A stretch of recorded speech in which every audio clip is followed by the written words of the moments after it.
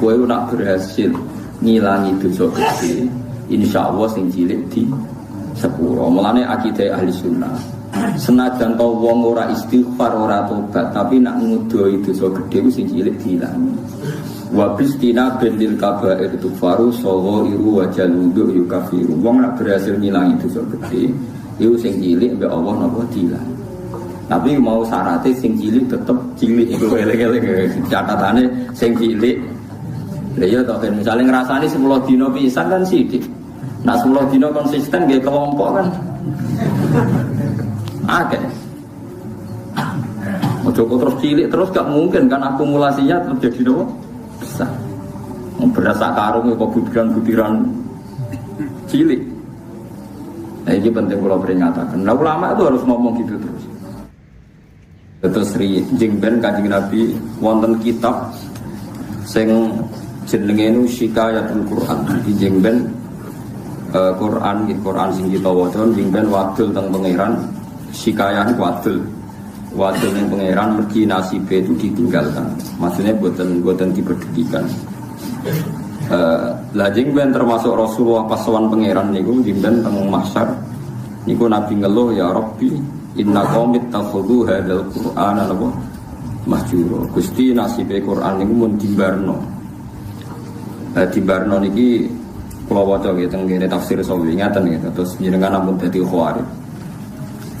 Artinya gini ya, orang membiarkan Quran itu macam-macam. Ada yang membiarkan secara kuliah, dibiarkan total, diabaikan. Bahkan tidak diyakini kalau itu kalamullah. Tidak diyakini sama sekali itu sebagai nopo wahyu, sebagai nopo kalamullah. Itu kafir, berarti kafir tulen, benar-benar kafir. Ada yang membiarkannya itu semi, agak iya, agak enggak. Ya iman tapi gak paham. Nah kepengen paham, ya bebo iman. Ini ruwet, ini ruwet. Ini kata sangat. Dan itu ya muslim, tetap mukmin tapi dianggap fasik. Misalnya contoh gampang ya, contoh paling gampang. Niki kula waca gitu. Terus niki ben jenengan gak dadi khawarij. Kula waca Arabe mungkin kula terangaken. Wa qala ar-rasulu ya rabbi inna qaumi ittakhadhu hadzal qur'ana mahjura. Terus napa bahwa Kanjeng Nabi ngeluh Quran itu dibaro wong kafir. Manane dibaro walam yu'minu bi. Fahadil ayatu waradat fil kuffar. Fahadil ayatu waradat fil kuffar al-mu'ridina 'anil Qur'an. Alladzina lam yu'minu bihi. La fi man hafidhahu minal mu'minin tsumma nasiyahu. Nggih kula waca. La fi man hafidhahu minal mu'minina tsumma nasiyahu. Ten qauluhu mahjuran. Wa in kana yu'atabu 'alaihi fil akhirah. Lima warada man ta'allamal Qur'ana wa alika mushafahu lam yata'ahadhu wa lam yanzur fihi ja'a yaumal qiyamati muta'alliqan bi yaqulu ya rabbi abduka hadza ittakhadhani mahjuran ikdi baini wa baina. Terus nyata ya dawuh Imam Sawi sebagai pensarah Jalalain, dan dawuh ini pasti benar, saya pastikan benar karena saya berkali-kali baca di Bukhari dan saya ajarkan di sarang di mana-mana, saya ulang-ulang. Ayat ini bagaimanapun turun pada orang kafir yang ikrad meninggalkan Quran, itu artinya tidak menganggap itu sebagai kalam wahid, tidak menganggap itu sebagai nopo kalam wahid. Tapi kalau orang mukmin kayak kita ini mukmin meninggalkan Quran dengan arti tidak mengamalkan, tidak mengamalkan, itu mau fasik. Fasik wae ya ora sida kadang-kadang. Mergo taate luwih akeh. Ya taate. Nah, misalnya ngaten contoh gampang. Wonten tiyang niku maniak perempuan. Nak zina ora gelem tapi nak ra ngegeng perapatan delok wong ayu ngelu. Ya akeh wong Islam ku mayoritas nggih ngoten iki. Kelakuane. Nah, itu kan dia ngerti, nah itu salah cara Quran. Qul lil mu'minina yaghuddu min absarihim. Orang mukmin ku nak iso meremno aja sampe delok wong wedok sing mboten mahram, mboten bojo. Wa yaqadu furujahu, dan menjaga farjinya dari zina. Separuh sukses, misalnya gak zina sukses, tapi nak gak delok ora sukses. Nah itu nanti tepak-tepakan. Nak pangeran tepak nggih nyepuro, bisa wis didelok wis sama Islami suwi wis jenggoten macam-macam. Tak sepuro. Pamane sing wis tetir melarat kaya rugen sepuro. Semalarate iku kafaro iki melarate niku kafaro. Macam-macam. Terus wonten tiyang alim. Biasanya dosa terbesar wong alim ora wani nahi mungkar. Karena ndak punya nyali atau punya perhitungan khas wong alim. Dan itu nanti kena khitab laula yanhahumur rabbaniyuna wal ahbaru an qawlihimul itsma wa aqlihimus suhud. Mestinya orang-orang terpelajar itu harus mencegah kemungkaran. Nah itu biasanya orang alim tidak punya nyali karena tidak punya otoritas. Misalnya kalau di Indonesia tidak berhak punya SK atau apa, gubernur doli, gampang wali kota, kiai hanya berteriak zina haram, doli haram, tapi kan gak di otoritas gubernur. Atau wali kota nih gawe SK, nganggo pamong praja, bisa bubar. Macam-macam. Riyen di Jakarta ada keramat tungkak sing iso bubaro Sutioso, teng Indoli sing iso bubaro wali kota sing sakniki wedok. Malah kopi DI ora king PKB. Bisa, boten niki kan ilmiah mawon ora tersinggung biasa mawon. Boten usah tersinggung. Nah itu wis ngoten niku wis begitu. Tapi ulama mbok arani kalah ambek wali kota sing wedok bubaro doli ki yo keliru. Taruh saja sama hitung saja. Orang yang tidak zina karena didikan ulama mulai sipil, mulai kelas TK, TPA itu jutaan. Taruh saja misalnya Mustafa di murid 20. Ada orang di murid 100. Orang yang dididik supaya anti zina oleh ulama itu hasilnya jutaan, mungkin puluhan juta. Dan mereka punya generasi berevolusi anti zina dan anti zina nganti mati. Itu juga nahi mungkar karena maknanya nahi mungkar itu al-intiha anil mungkar, pokoknya kejadiannya tidak jadi mungkar. Itu yang saya sesali dari orang-orang mubalek itu sering bilang nahi mungkar itu kayak gubaro doli. Tidak seperti itu saja, setiap kemungkaran yang dihentikan itu namanya nahi mungkar karena maknanya nahi itu mencegah artinya tidak melakukan atau tidak terjadi.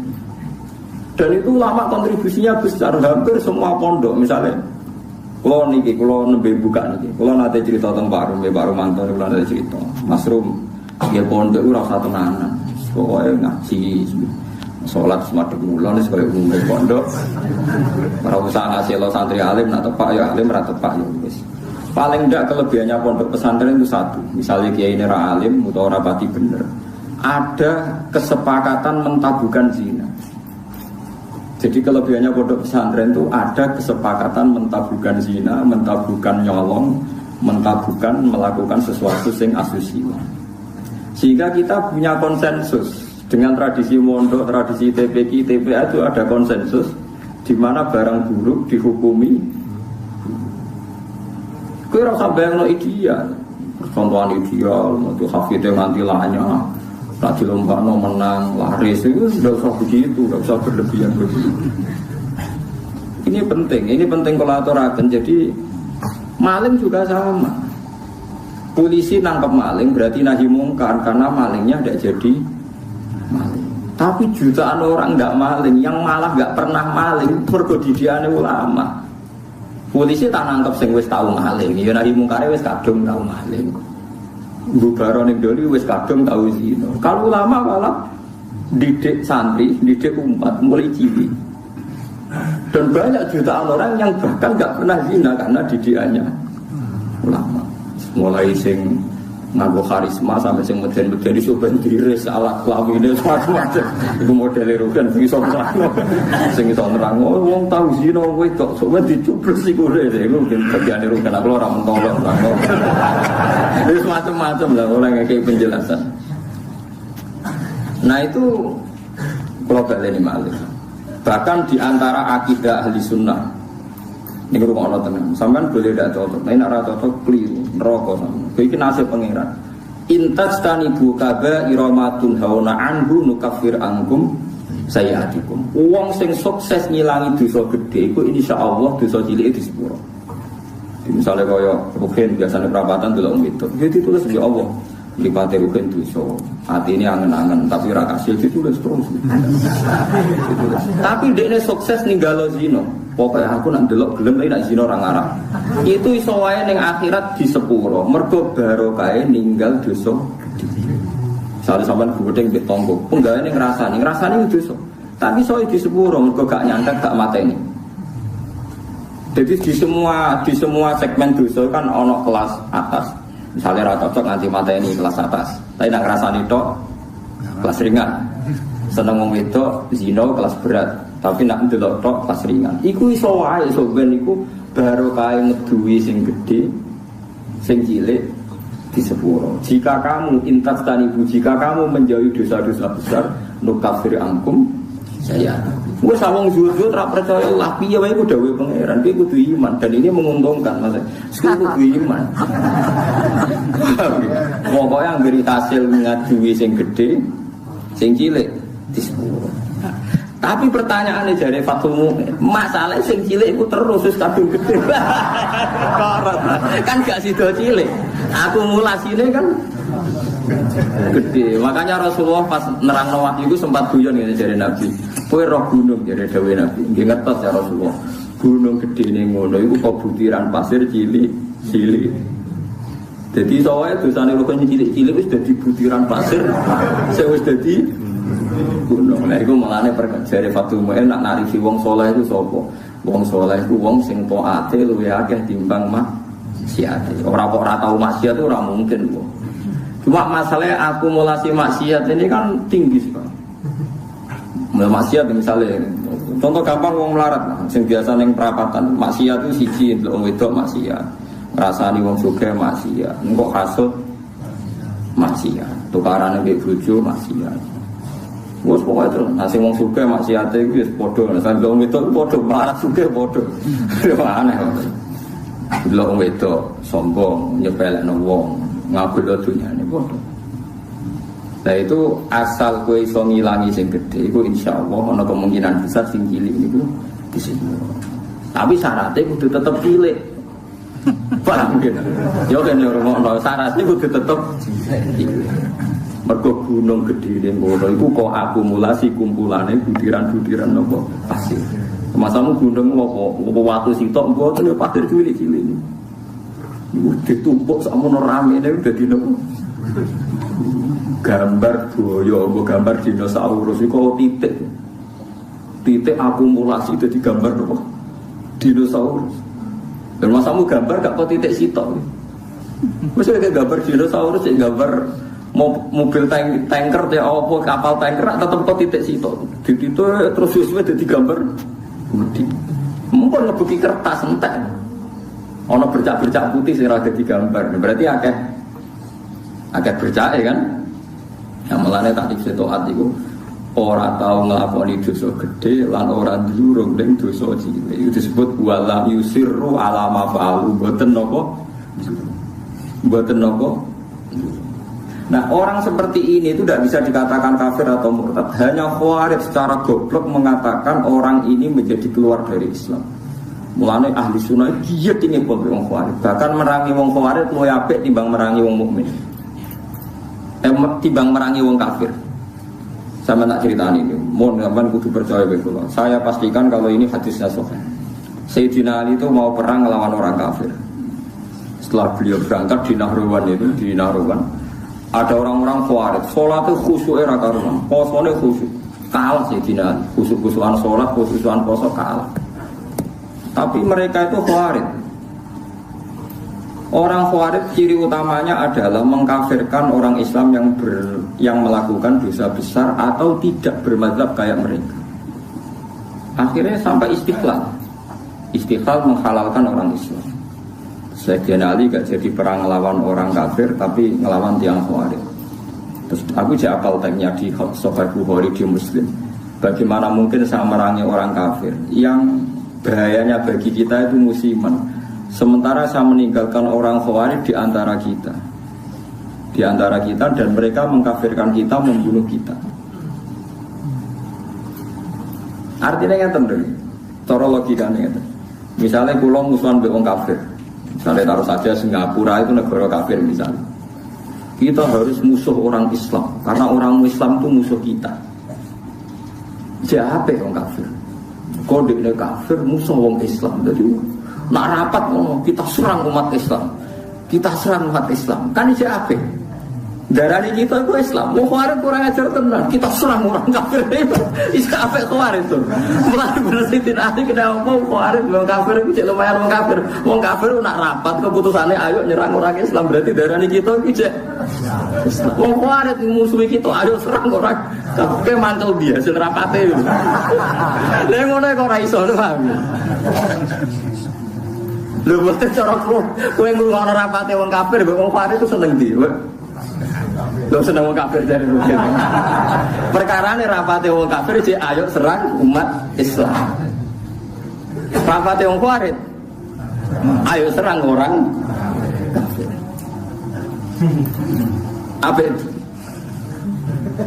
Apa wong kafir? Mulane ora ana ceritane ulama iku paling anti mek wong kafir. Mergo ning hadis sahih Bukhari Muslim sebenarnya umatku elek-eleke wong khawarij yang rukuna minad-din murukasahmi minar romiyah. Keluar kok agama Islam koyo keluar anak panah saka nopo busuk gak balik blas. Mergo jare kanjeng Nabi umatku dintekno wong khawarij. Lho wong kafir ke atas yang masuk Islam. Perkarane tertarik di ajaran Islam. Wong khawarij gak mungkin. Tertarik di kiai, mungkin hukumi kafir kiai ini kok. Kok tertarik dia? Terus uring-uringan tuh. Kiai dia mesti dihukumi. Kue sholat, kue sopan. Kono ora tertarik. Sholat wong kafir. Kok wajib. Mulane Imam Syafi'i tak anggap wong alim tenan. Dekne anggere ana ayat kok digo ngritik wong Islam gak terima. Oke, wong hafal Quran lali dikritik pangeran, tapi tetep orang mlebu ayat iki. Maksudnya Imam Syafi'i dawuh, oke, wong hafal Quran lali iku dikritik pangeran, tapi tetep gak mlebu ayat iki. Jadi paham ya, makanya sampai lu kudu di musuh, ben seru, ya boleh ben seru. Tapi gak usah musuhan ambek wong Islam. Nah musuhan dia sing ringan-ringan, selain dengan mbek bojo, rasa-rasanan mbek tonggo. Pokoke ben nyantet, aja mateni, paham ya. Ara cocok iku ya pokoke ngrasani nggih kelompok lah, geng kecewa misalnya. Ya misalnya pengurus masjid terdepan nggih kelompok anti takmir saiki. Engko dekne sing munggah iku gentenan rasane ngono nggih kegiatan nggih geng, napa? Geng rasane. Nah, cara kula bagus itu.